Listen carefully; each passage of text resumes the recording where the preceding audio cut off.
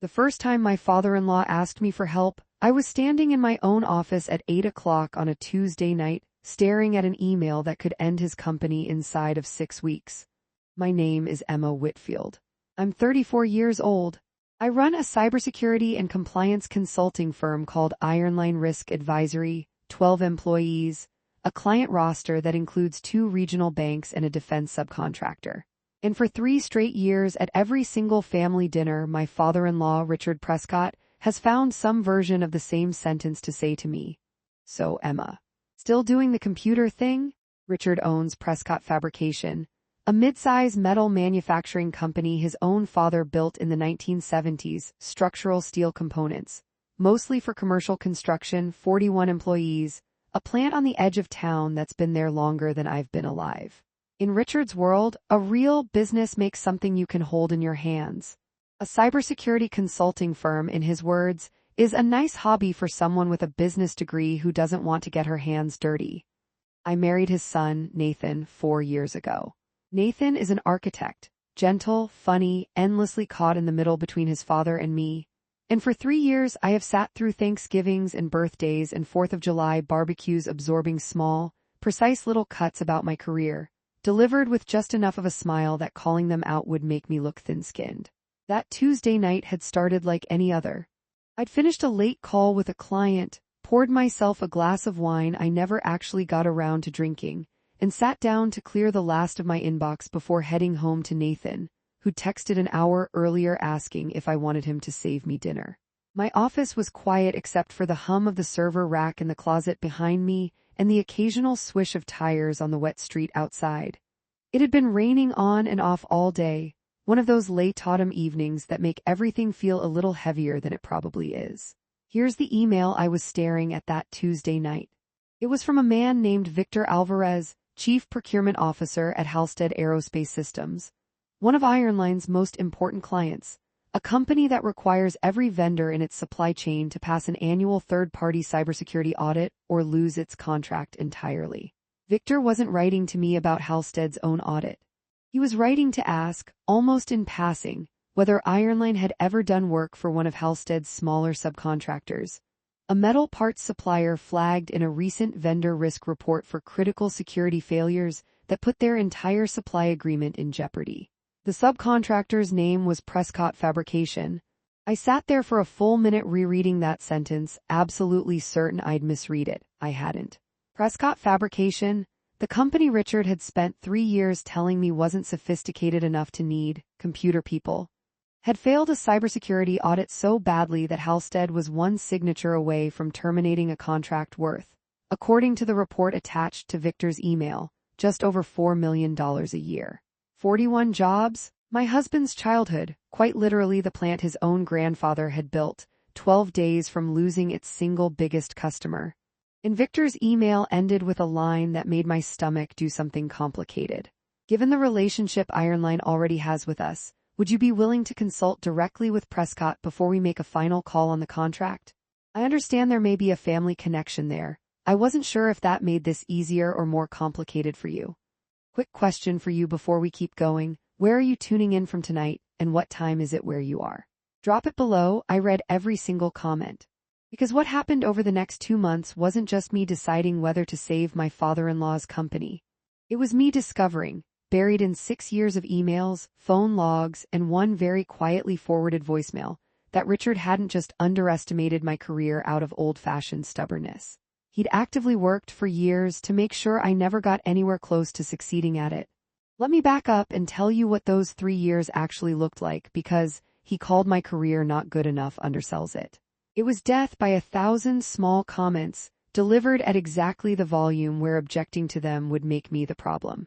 At our engagement dinner, when Nathan told his parents I'd just left my corporate risk management job to start my own firm, Richard had laughed, not unkindly, exactly just enough, and said, "Well, someone's got to bring home a paycheck around here while she figures that out."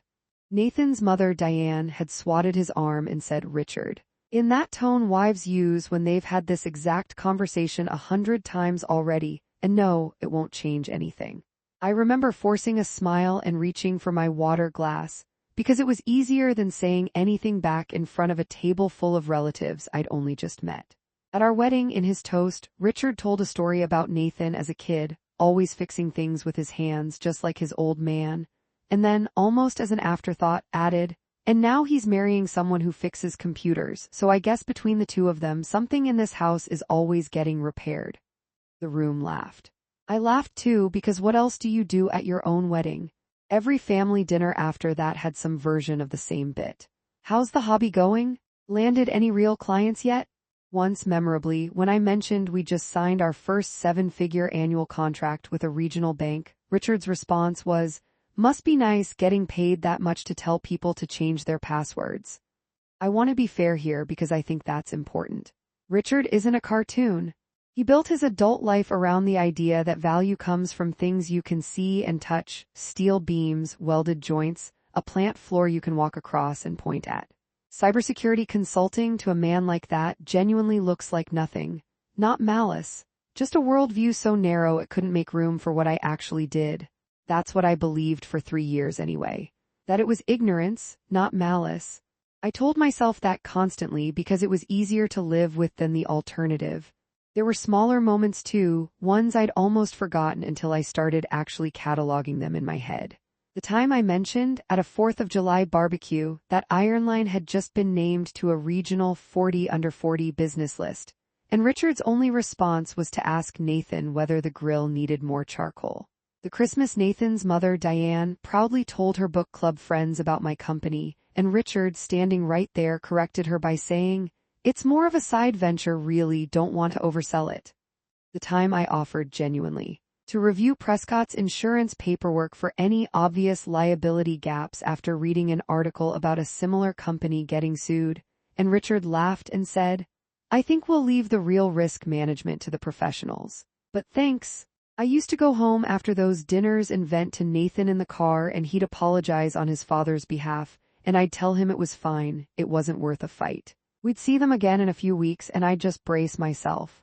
Looking back, I said some version of "it's fine, it's not worth a fight" to myself dozens of times over those 3 years. I don't think it ever actually was fine. I think I just didn't have a plan for what fighting it would look like, so I filed it under things to tolerate instead. Nathan tried in his own way to push back on his father over the years, quiet comments at dinner, a firmer word here and there, but Richard has a gift for making any pushback feel like an overreaction. "I'm just teasing, relax," he'd say, and somehow the burden would shift onto whoever objected, as if we were the ones being difficult. So when Victor Alvarez's email landed in my inbox that Tuesday night, my first reaction wasn't triumph. I want to be honest about that. My first reaction was something closer to dread, laced with a small, ugly flicker of vindication I was immediately ashamed of. I called Nathan into the office. He read the email twice, standing behind my chair with his hand on my shoulder, and I felt him go very still. $4 million a year, he said quietly. That's most of the plant's revenue. I know. 41 people work there, Em. Half of them have been there since before I was born. I know that too. He asked me carefully what I wanted to do. I told him the truth I didn't know yet. Not because I was tempted to let Prescott Fabrication collapse out of spite. I want to be clear. That thought crossed my mind for maybe 10 seconds before I felt sick about it and let it go, but because some instinct told me this situation wasn't as simple as help him or don't. Something about the timing, about how badly Prescott had apparently failed this audit, didn't sit right with me. Companies that fail cybersecurity audits that badly usually have a longer, messier story behind them than we just never got around to it. I decided, before I said yes to anything, I was going to actually understand what had happened at that plant.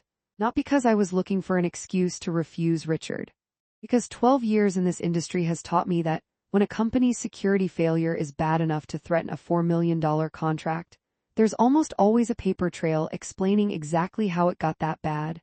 And I wanted to see it before I walked into that plant as anything other than fully informed. I had no idea that paper trail would lead somewhere much closer to home than Prescott's server room.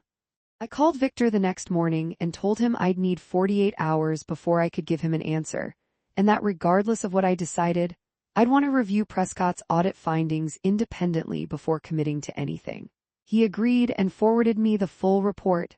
It was worse than the summary email suggested. Prescott Fabrication was running software on their production floor that hadn't been patched in 4 years. Their finance department was still using a shared login for their accounting software. One password, 6 people, no individual accountability, no audit trail. Their email system had no multi-factor authentication at all, which meant any employee's account could be compromised with nothing more than a phished password. And buried on page 11 of the report was the single most alarming line. Unauthorized remote access attempts, originating from an IP address outside the country, had been logged against Prescott's server infrastructure 11 times in the past 4 months. Someone somewhere had already been probing their systems, looking for a way in. I drove out to the plant that Thursday. I hadn't told Richard I was coming. I'd asked Nathan to set up the meeting, framed simply as Emma wants to take a look before she decides. And Richard had apparently agreed to it without much comment, which told me how frightened he actually was underneath the bravado. Walking into that plant for a professional consultation instead of a family visit felt strange. I'd been there a handful of times over the years, always as Nathan's wife, always politely ignored while the men talked shop. This time, Richard's office manager, a sharp, tired-looking woman named Carla who'd worked there for 19 years, walked me straight back to the server room without asking a single unnecessary question. The way you'd treat any consultant who actually knew what she was doing. The server room itself told its own story before I'd even opened a laptop. It was a converted supply closet at the back of the office wing, barely large enough for the 2 rack units crammed into it. No proper cooling system beyond a box fan someone had wedged into the doorway. Cables zip-tied in a way that suggested whoever last touched them had been in a hurry and never came back to clean it up. A handwritten sticky note taped to one of the servers read, "Do not unplug, ask CARLA," which, I would learn within the hour, was essentially the entire extent of Prescott's documented IT protocol. Richard was waiting in his office. He looked older than I remembered, gray around the edges in a way that hadn't been there at Thanksgiving. He didn't make a joke about the computer thing. That more than anything else told me how serious this actually was. "Nathan says you can help," he said without much preamble. "I can look," I said. "I'm not promising anything yet. I need to understand what actually happened here before I tell you what I can do." He nodded tight-jawed and let me into the server room. It took me 3 hours to get a real picture of the mess, and by the end of it, I had a working theory that had nothing to do with Richard being cheap or careless about technology, which is what I'd assumed going in. The real story was smaller, sadder, and much more human. 2 years ago, Prescott had a part-time IT contractor, a guy named Doug who came in 1 day a week to handle basic maintenance. Doug retired. Richard, rather than replacing him, had quietly folded IT responsibilities into Carla's job description, on top of her existing office manager duties, without ever formally training her on security protocols, without budget for updated software licenses, and without anyone above her ever checking whether the patches were actually being applied. In other words, Prescott Fabrication's cybersecurity had been managed for 2 years by someone doing it as an unpaid afterthought on top of a full-time job, because Richard hadn't wanted to spend the money on a real IT position. It wasn't malicious. It was neglect, born from the same worldview that told him my entire career was frivolous, the belief that anything you couldn't see with your own eyes on a factory floor wasn't worth investing in. Carla, for her part, was almost apologetic when she walked me through what she'd been doing to keep things running, a patchwork of half-remembered tutorials. Free antivirus software she downloaded herself after reading about a scare on the news. A habit of writing down passwords on an index card she kept in her top desk drawer because she was terrified of forgetting one and locking the whole office out of the accounting system. "I told him we needed someone who actually knows this stuff," she said quietly, glancing toward Richard's closed office door. "More than once, I don't think he ever really heard me." That last comment stayed with me longer than I expected it to, though I didn't yet know how literally true it would turn out to be. That explained the neglect. It didn't yet explain something else I'd noticed buried in the report, something I hadn't mentioned to Richard yet because I wasn't ready to ask the question out loud. Those 11 unauthorized remote access attempts, logged over the past 4 months, had all originated during business hours on weekdays, and according to the metadata timestamps, every single one of them had occurred within 20 minutes of a specific employee logging into the shared finance account. Someone inside Prescott Fabrication appeared to be connected to those outside access attempts. And I had a sinking feeling I already knew who benefited most from Prescott looking incompetent and desperate right now. I didn't say anything to Richard about the timestamp pattern that first day, partly because I needed more data before I accused anyone of anything, and partly because some instinct told me to keep my own investigation quiet a little longer. I told Richard and Nathan I'd take the consulting engagement on 3 conditions.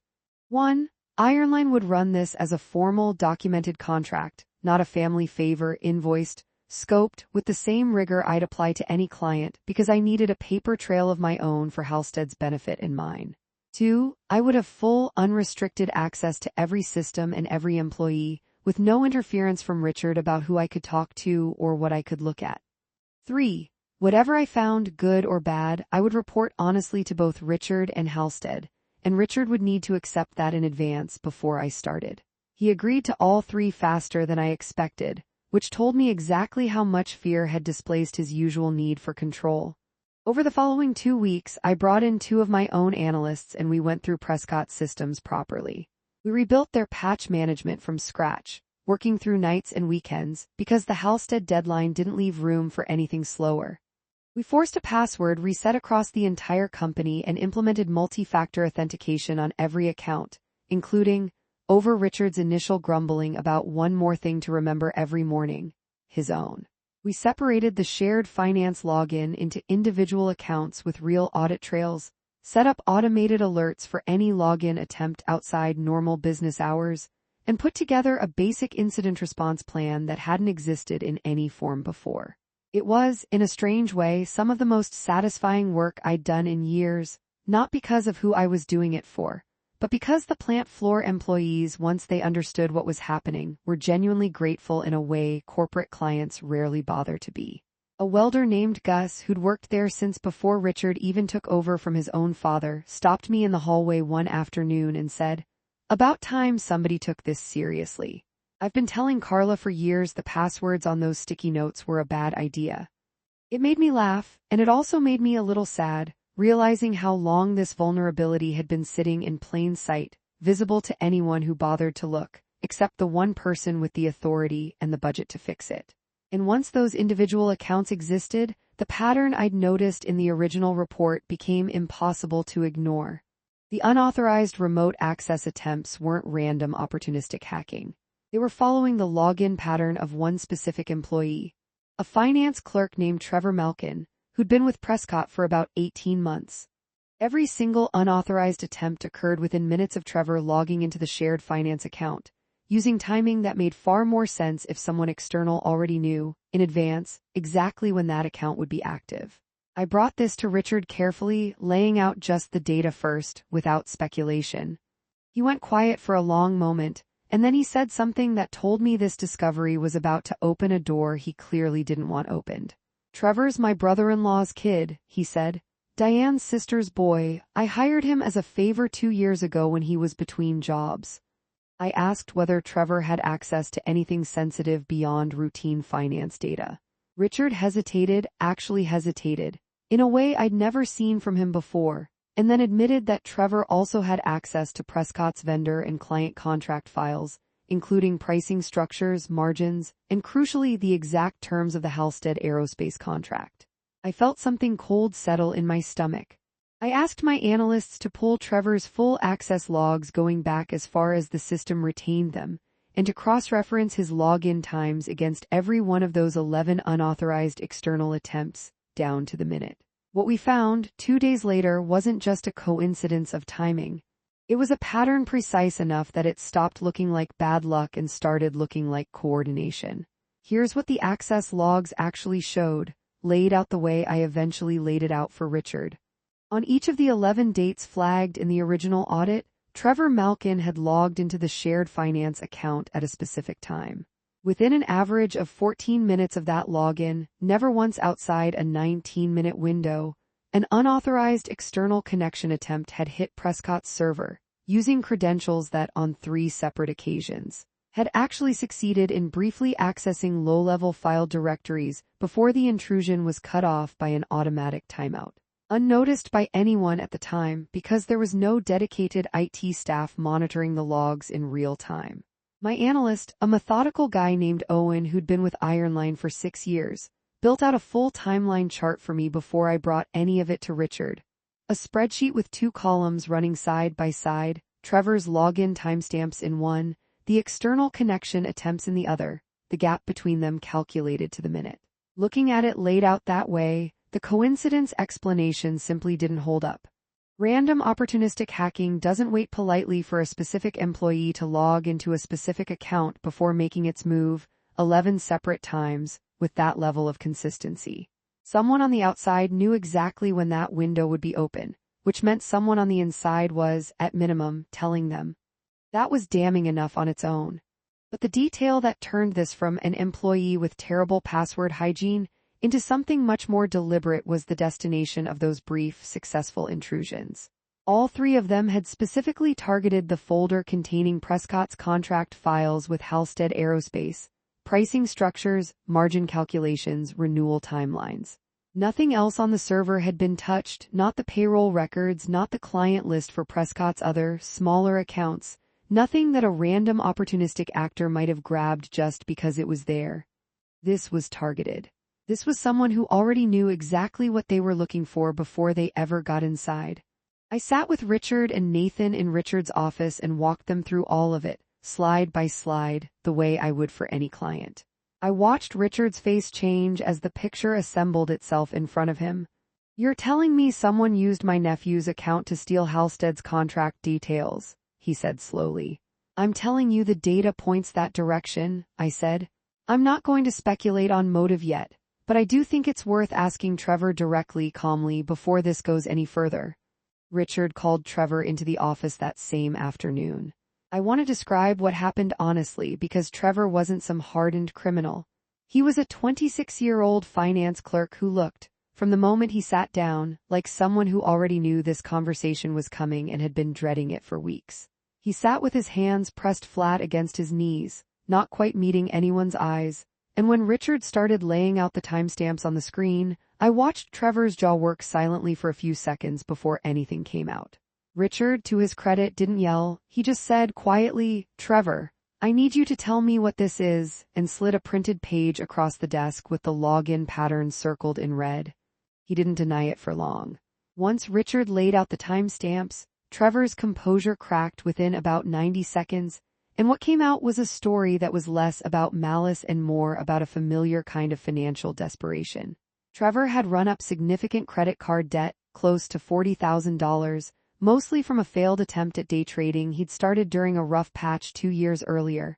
And about 6 months ago, he'd been approached, through a mutual acquaintance at a trade show, by someone representing a competing steel fabrication company. That competitor had offered Trevor $15,000, paid in 3 installments, in exchange for detailed information about Prescott's Halstead contract terms, information the competitor could then use to undercut Prescott's pricing when Halstead's contract came up for renewal. Trevor hadn't hacked anything himself. He didn't have the technical skill for that. What he'd actually done, according to what he admitted that afternoon, was far simpler and in some ways more damning. He'd shared his own login credentials with the competitor's contact, believing, naively, he insisted that they were only going to look at some pricing sheets, not attempt a broader intrusion into Prescott's systems. He said he genuinely hadn't realized how far they'd try to go once they had access, and that he'd started to panic months ago when he realized what he'd actually enabled, but felt too trapped by the money he'd already spent to come forward. At one point, Trevor looked at Richard and said, almost pleading, "I was going to tell you once I paid the card off. I swear I was going to fix it before anyone found out." Richard didn't respond to that right away. He just sat there for a long moment, and I could see him doing the same math that I was going to fix it before anyone found out wasn't actually a plan, it was a hope, and hope isn't a security protocol any more than it's a business strategy. The competitor's name, once Richard and I pieced it together from what Trevor could tell us and what my team could trace from the external IP data, was a company called Ridgeline Metal Solutions, a mid-size fabrication shop about 90 minutes away that had, as it happened, submitted a competing bid for the Halstead contract renewal just 6 weeks earlier. undercutting Prescott's existing pricing by exactly the margin you'd expect if you already knew Prescott's internal cost structure in detail. This was, by any measure, a serious story: corporate espionage, a compromised employee, a rival company willing to pay for stolen contract data. It was also, I want to be honest, not yet the part of this story that broke my heart. That part came about 10 days later, when I was helping Richard prepare his written disclosure to Halstead, and I finally asked to see the internal emails from the months leading up to the audit. The ones that would show exactly how leadership at Prescott had responded internally as red flags started appearing. I want to explain why I needed those internal emails, because it matters for what came next. Halstead's compliance team wasn't just going to accept, we found the person responsible and fixed the security gap. For a contract this size, they'd want to understand whether Prescott's leadership had been negligent in a way that went beyond one compromised employee, whether there had been warning signs that got ignored, whether anyone in a position of authority had known something was wrong and failed to act. I needed to build an honest, complete internal timeline, both to protect Prescott's chances of keeping the contract and, frankly, to protect my own firm's name, since Ironline's report would be attached to whatever Prescott submitted. Carla, the office manager who'd been quietly handling IT duties on top of her real job, gave me access to 2 years of internal emails related to security concerns, IT budget requests, and anything flagged as urgent that had crossed Richard's desk. What I found in that inbox told a story I don't think Richard was prepared for me to see.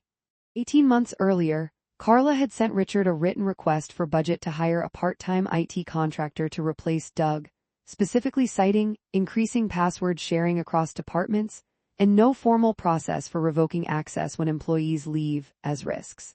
Richard had replied in 3 sentences that the budget was tight that quarter and they'd revisit it after Q4. They never revisited it. 8 months before the audit, Carla sent a second, more urgent email, this time specifically flagging that she'd noticed unusual login activity on the shared finance account at odd hours, and recommending they at minimum implement individual logins before something went wrong. Richard's response this time was a single line: "Let's not overreact, we've never had a problem before." There was a third email too, one I almost missed because it had been filed under a folder labeled MISC, sent just 4 months before the Halstead audit. Carla had written, more bluntly than the others, "Richard, I really do think we need someone qualified looking at this. I'm doing my best, but I'm not an IT person, and if something goes wrong, I don't want it to be because nobody would spend the money." Richard's reply to that one was even shorter. Noted, "Let's talk after the holidays." The holidays came and went. There's no record of that conversation ever happening. That sentence, "We've never had a problem before," sat with me for a long time after I read it, because it was, almost word for word, the same energy behind every joke Richard had ever made about my entire profession. Cybersecurity, to Richard, wasn't a real risk until it became an emergency, the same way my career wasn't a real job until his own company needed exactly the expertise he'd spent 3 years mocking. I didn't say any of that to him directly, not yet. I finished building the timeline, attached all 3 of Carla's ignored warnings as part of the honest disclosure Halstead needed, and sat down with Richard and Nathan to walk through the final report before it went out. Richard read Carla's emails in silence, scrolling back through his own replies with an expression I hadn't seen on him before, not defensiveness, not the practiced dismissiveness I'd watched for 3 years, but something closer to genuine, uncomfortable recognition. I watched something in his face shift as he got to the 3rd email, the one from 4 months before the audit, and reread his own 2-sentence reply twice. "She told me," he said quietly, "3 times in writing." "She did," I said. I didn't say anything else. I didn't need to. He asked me, after a long silence, whether this needed to go in the report to Halstead exactly as written.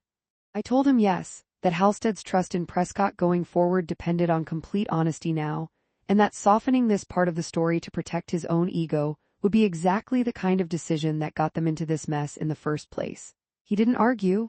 He just nodded and signed off on the disclosure as written. I want to pause here and be honest about something that happened in my own head during this stretch, because I don't think this story is fair if I only show you my competence and none of my doubt. There was an afternoon, about 3 weeks into the engagement, when I sat in my car in Prescott's parking lot after a long day of remediation work, and I let myself really sit with the anger I'd been suppressing for 3 years. Every computer thing comment, every toast that turned my career into a punchline, every family dinner where I'd smiled through it because objecting felt like more trouble than it was worth. And here I was, spending 14-hour days rebuilding his company's entire security infrastructure from scratch, essentially donating a level of expertise that clients paid Ironline 6 figures for, because his son was my husband and 41 people's jobs were on the line. I called Priya, a close friend from business school who'd built her own consulting firm around the same time I built mine, and told her the whole thing. She didn't tell me what to do, she just asked one question that stuck with me. Are you doing this because it's the right thing to do, or because some part of you wants him to finally see what you're capable of? I sat with that question for a long time before I answered her honestly. It was both. I wasn't proud of the second part, but I wasn't going to pretend it wasn't there either. Some part of me did want Richard to watch me solve a problem his own worldview had made him incapable of solving. I decided that was allowed, as long as it didn't change how thoroughly or how honestly I did the actual work. Wanting to be seen clearly isn't the same as wanting revenge, even if the two can feel similar from the inside. Priya pushed back gently on one thing though. She reminded me that I'd spent 3 years telling her, over coffee, over phone calls, over long venting texts after difficult family dinners, that Richard's comments weren't a big deal and that I was choosing not to let it get to me. She pointed out, kindly but directly, that if it truly wasn't a big deal, I probably wouldn't still remember the exact wording of his wedding toast 4 years later. That observation landed harder than I expected. I'd built an entire identity over those 3 years around being unbothered by something that had clearly been bothering me the whole time. I also, around the same time, had a harder conversation with Nathan than I expected to need. I told him I was carrying more resentment about his father than I'd let myself admit over the past 3 years, and that helping Prescott through this crisis didn't erase that resentment. It just meant I was choosing to act with integrity anyway, separate from how I felt. Nathan didn't get defensive, which I appreciated more than I could say. He told me he'd watched his father say those things at dinner for years and hated himself a little every time he didn't push back harder. He said watching me walk into that plant and quietly, competently take charge of something his father had always dismissed had been one of the more emotional things he'd witnessed in our marriage, and that he intended to have his own conversation with his father about the years of comments, separate from the business crisis entirely. That conversation, when it happened about a week later, wasn't part of my consulting engagement, and I wasn't in the room for it. But Nathan told me afterward that he'd told his father plainly that the computer thing jokes needed to stop permanently, not because of what I'd just done for the company, but because they'd never been acceptable in the first place. He said Richard had gone quiet and eventually said something like, "I didn't realize how much that actually bothered her," which Nathan pointed out was its own kind of admission that Richard had known on some level exactly how it landed and simply hadn't cared enough to stop. The Halstead disclosure went out on a Friday afternoon, 3.5 weeks after Victor Alvarez's original email.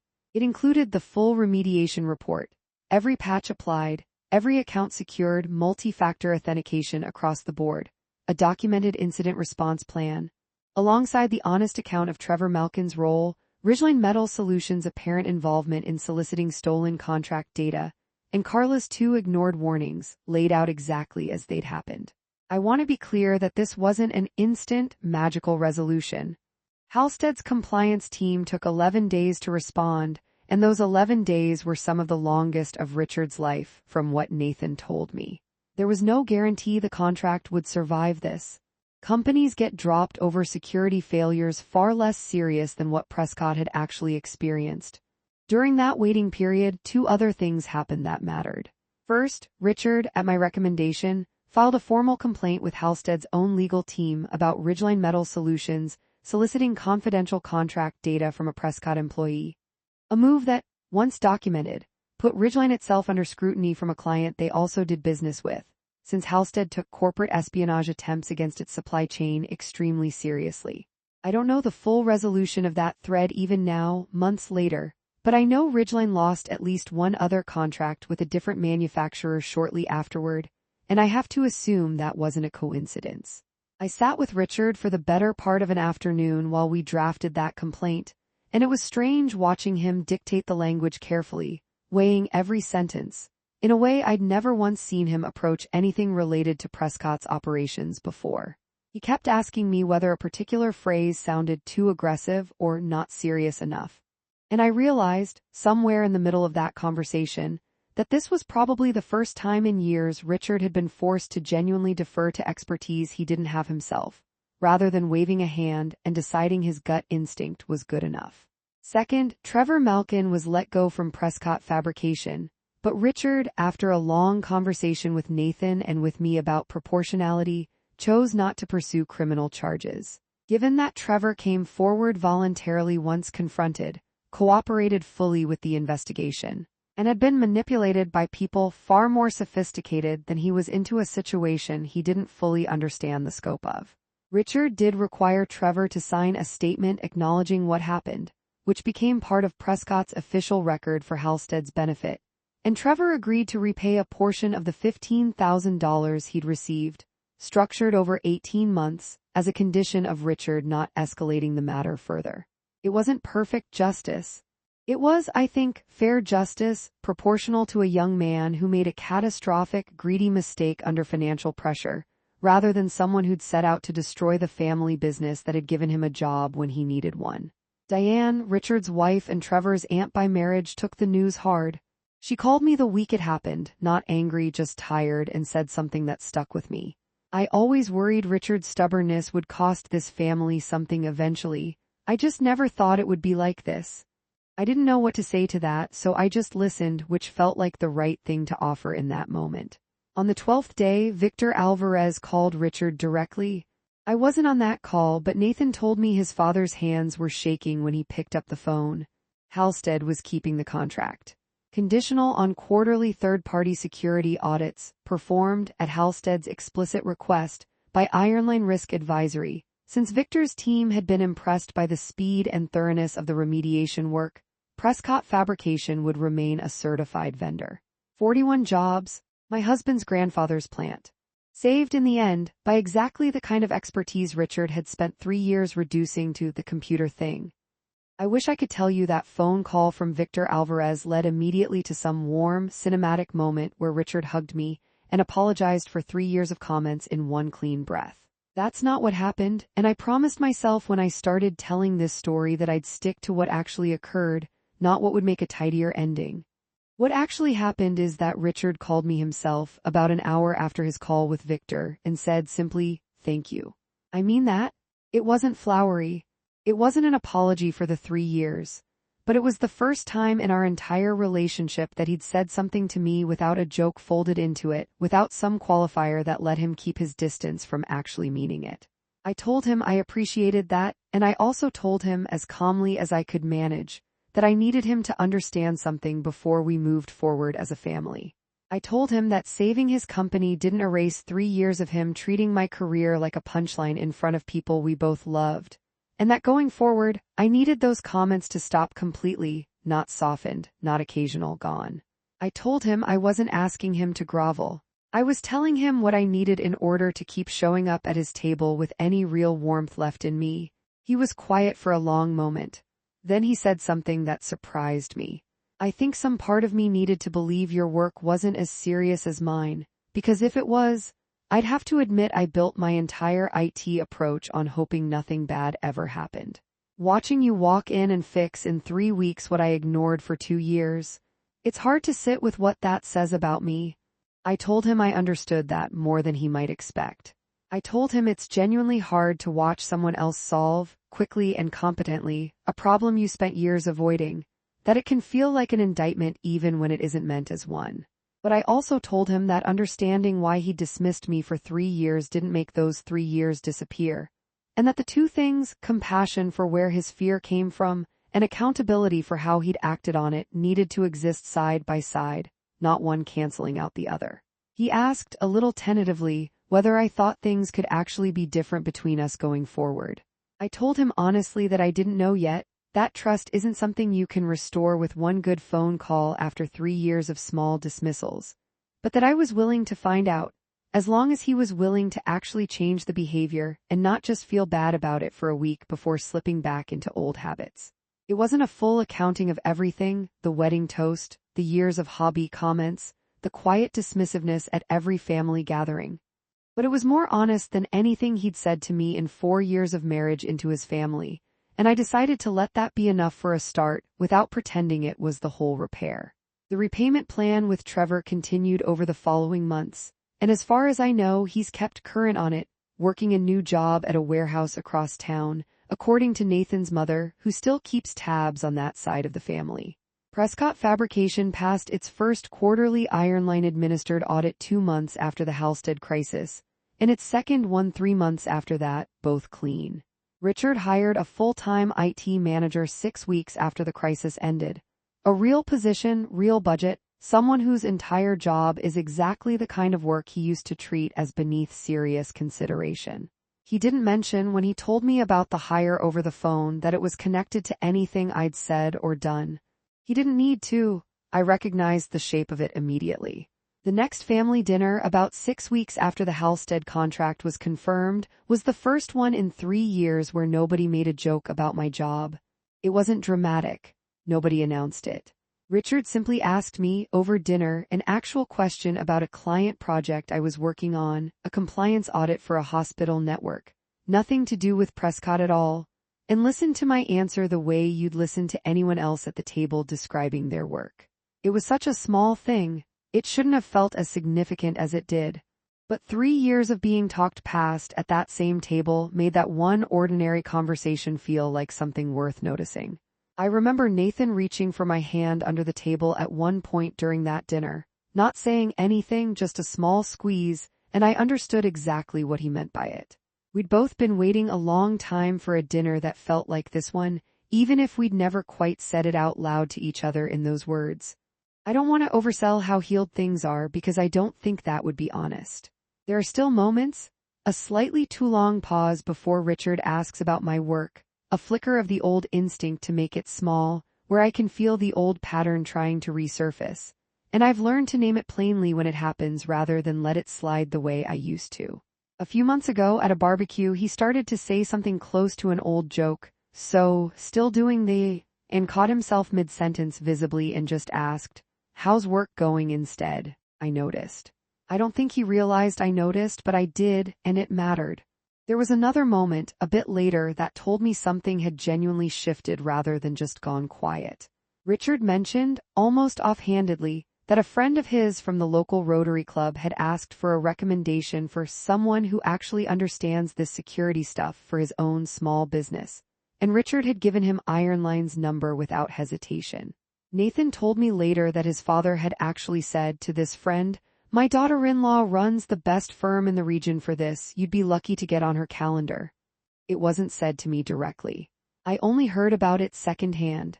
But it was the first time in 4 years that Richard had described my work to someone else as something to be proud of rather than something to explain away. Nathan and I have talked a lot since all of this happened about what it cost me to walk into that plant and do excellent work for a man who'd spent 3 years making my excellence invisible on purpose, even if unconsciously. I told him something I still believe, that I didn't do it to prove anything to Richard. I did it because 41 people had mortgages and kids and lives built around those paychecks, and because Nathan's own history was tied up in that plant in a way I understood and respected, even when his father made that history hard to love. But I'd be lying if I said some part of me didn't also need Richard to see, clearly and undeniably, exactly what my career actually was. Not a hobby, not the computer thing. A skill set precise and serious enough to save the exact company that had spent years telling me it didn't matter. I want to close with something that isn't really about Richard at all. It's about the version of myself who sat through 3 years of those dinner table comments and smiled through most of them, because objecting felt like more trouble than it was worth. I think, looking back, I told myself a story during those years that made the silence feel noble. That I was being the bigger person, that Nathan's family harmony mattered more than my own bruised ego, that some battles aren't worth fighting at a holiday table. And there's some truth in that. Not every slight needs a confrontation. But I've come to believe there's a difference between choosing your battles and simply absorbing years of dismissal because confronting it felt harder than swallowing it. I spent 3 years doing the second thing and calling it the first. It took an actual crisis, my father-in-law's company on the brink of losing everything, To finally create a situation where my expertise couldn't be waved away with a joke, where the stakes were too real and too immediate for him to keep pretending my work was frivolous. I've thought a lot in the months since about why it took a $4 million emergency instead of 100 ordinary Tuesdays for Richard to actually hear me. I think part of it is that dismissiveness like his doesn't respond to logic or evidence presented calmly across a dinner table. It responds to consequence, to a situation where the cost of continuing to underestimate someone finally outweighs whatever comfort the underestimating provided. That's a discouraging thing to realize about a person you're related to by marriage. It's also, I think, just true of a certain kind of stubbornness, an understanding that helped me stop taking it quite so personally, even while I still hold him accountable for it. I don't think that's how change should have to happen. I don't think anyone should need a $4 million emergency to finally be taken seriously by their own family. But I also can't pretend it wasn't, in its own strange way, a kind of clarity for both of us. Richard finally saw, in the starkest possible terms, exactly what he'd spent 3 years underestimating. And I finally understood that my own silence, dressed up as grace, had let that underestimation continue far longer than it should have. If there's a lesson in any of this, I think it's this. Sometimes the people who dismiss what you do aren't doing it out of true conviction. They're doing it because taking your work seriously would require them to examine something uncomfortable about their own choices, their own worldview, their own fear of becoming obsolete. That doesn't excuse the years of small cruelties. But understanding it helped me hold both things at once, genuine anger at what I'd tolerated, and a strange, complicated compassion for a man who'd built his whole identity around a version of value that the world had quietly moved past without him noticing. I also think, honestly, that I owe something to my own younger self in this, the version of me who took her first corporate risk management job a decade ago and was told by a manager more than once that she was too detail-oriented to ever really lead anything. I carried that comment for years before I finally left to start Ironline. Some part of what made Richard's 3 years of comments so exhausting wasn't just what he said. It was how familiar the shape of it felt, an old wound getting reopened at every holiday dinner by someone who had no idea it was already there. I chose to help him anyway, not because he deserved it in that moment, but because the 41 people whose lives depended on that contract did, and because Nathan deserved a wife who could hold her own integrity even when it wasn't reciprocated. I don't regret that choice, but I also don't regret finally telling Richard exactly what I needed from him going forward. Both things can be true. I think that's the actual ending of this story, not triumph, not total forgiveness, just an honest adult reckoning that took 3 years and one crisis to finally arrive. Thank you for spending this time with me. If you've ever had someone in your family quietly dismiss what you do for a living, or worked for years to be taken seriously by people who should have seen your worth from the start, I hope this story felt like it understood something true about that particular kind of exhaustion. It's a quieter kind of hurt than most of what gets talked about in families, but it adds up in ways that are easy to underestimate until you actually sit down and count the years. If it did, let me know in the comments. I read every one, and I especially love hearing which part hit closest to your own life. Disclaimer: this story is a work of fiction created for entertainment and reflection. Any resemblance to real people or events is coincidental. The takeaway, though, is real. Real respect isn't something you have to earn through a crisis, but if it takes one to finally be seen clearly, that clarity is still worth something.